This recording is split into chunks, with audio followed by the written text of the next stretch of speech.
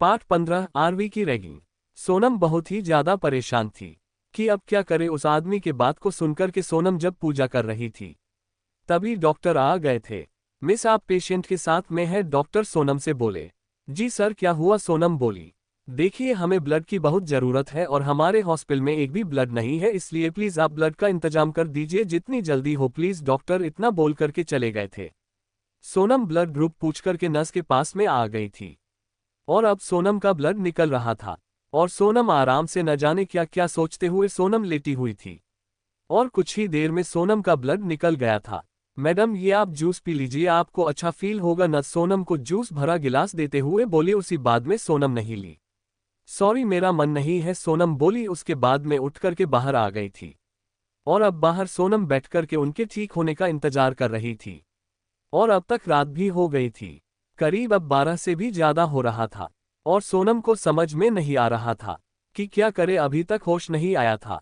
सोनम को अब कुछ भी समझ में नहीं आ रहा था।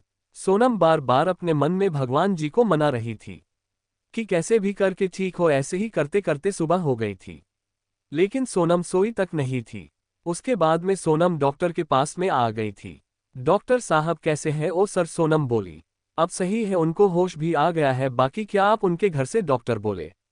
नहीं सर मैं उनके घर से नहीं हूँ, ये उनका फोन है और ये बैग है, आप इसको देख करके इनके घर फोन कर दीजिए। अब मैं चलती हूँ, उनको होश आ गया, अब सही है, सोनम बोली।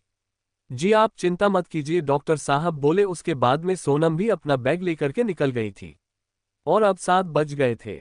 सोनम निकल करके एक ऑटो ली, उसके बाद में जल्दी से अपने हॉस्टल में पहुंच गई थी और जल्दी से सोनम अब और देर किए बिना सोनम अब जल्दी से अपनी किताब उठा करके पढ़ने लगी थी और वही रात भर जगने की वजह से सोनम को नींद भी आ रही थी लेकिन फिर भी सोनम पढ़ रही थी। सोनम अब बहुत ही ज्यादा ध्यान से अपनी पढ़ाई में बिजी थी क्योंकि सोनम ने रात को भी नहीं पढ़ा था, इसलिए सोनम को पढ़ने की जरूरत थी। मम्मा आज मैं जा रही हूँ अपने हॉस्टल, आरवी अपना बैग पैक करते हुए बोली अपनी माँ से जो इस समय उसके रूम में थी। बेटा यही रुक जाओ ना, इसलिए तो मैं आपके पापा से बोल करके आपका एडमिशन यहाँ करने को कहा और अब फिर से जा रहे हैं और आप जानती भी है कि नहीं हॉस्टल सही नहीं होता है, इसलिए आपको मैं हॉस्टल में तो रहे भी नहीं दूंगी। और ये क्या आपका इस बार लास्ट ईयर है तो आप क्यों जा रहे हैं? अब आपको यही रहना है, समझी कि नहीं? कहीं नहीं जाना है, बस ममता जी आरवी को न जाने के लिए बोल रही थी। लेकिन मम्मा रोज रोज ऐसे जाना सही भी तो नहीं है, मैं वही हॉस्टल में रहूंगी तो सही रहेगा, आरवी जिद करते हुए बोली।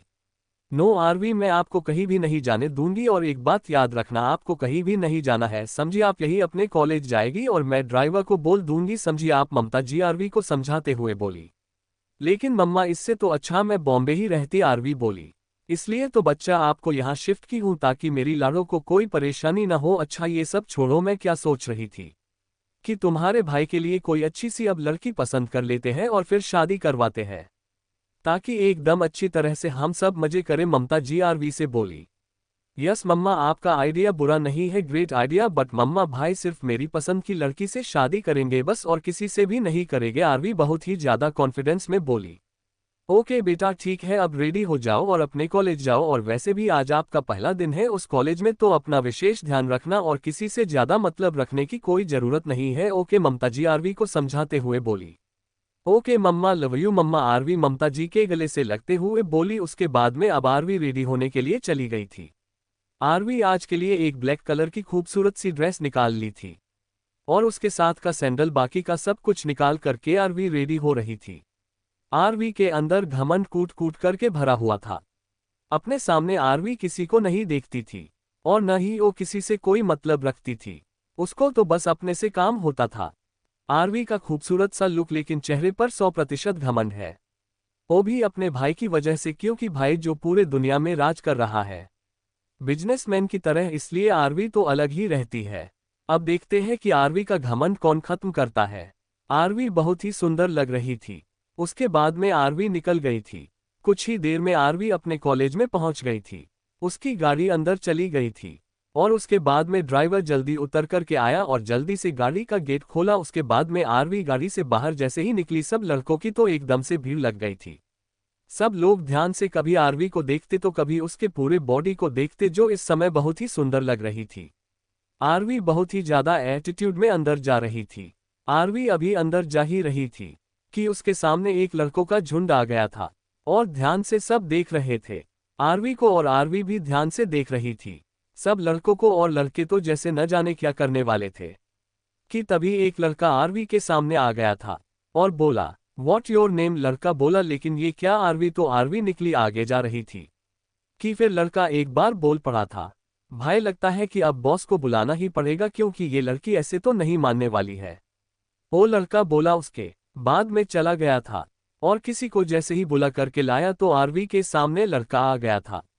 आरवी जैसे ही उस लड़के को अपने सामने देखी तो बहुत ही ज्यादा गुस्से में उसको देख रही थी और लड़का बहुत ही मंद मंद मुस्कुरा रहा था, जिससे कि आरवी को और भी ज्यादा गुस्सा रहा था। आरवी बहुत ही गुस्से में जाने लगी थी कि लड़का आरवी का हाथ पकड़ लिया था, जिससे कि आरवी को अब बहुत ही ज्यादा गुस्सा आ रहा था। आरवी गुस्से में देख रही थी और अपना हाथ छुड़ा रही थी, लेकिन लड़का था कि आरवी का हाथ काफी तेजी के साथ में पकड़ा हुआ था। आरवी गुस्से में बोली, यू इडियट, मेरा हाथ छोड़ो, पागल हो क्या? छोड़ो मेरा हाथ। आरवी अपना हाथ काफी तेजी से छुड़ा करके जाने लगी थी, लेकिन ये क्या, लड़का तो आरवी का हाथ तो छोड़ ही नहीं रहा था।